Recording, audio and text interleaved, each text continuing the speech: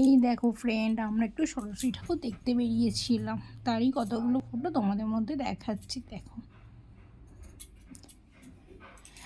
এই দেখো এই ঠাকুরটা কত বড় আর এত সুন্দর। দেখো ওর মুখটাও কি সুন্দর। এই আর একটা প্যান্ডেল, দেখো সামনেটা কি সুন্দর।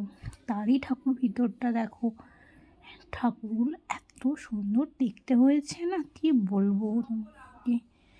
দেখো ছোটো ঠাকুরটা পুজো হয়েছে, একটু পিক না তুললে হয় বলো? তাই একটু পিক তুলে নিলাম, দুজনে একটু পিক তুললাম। এই দেখো,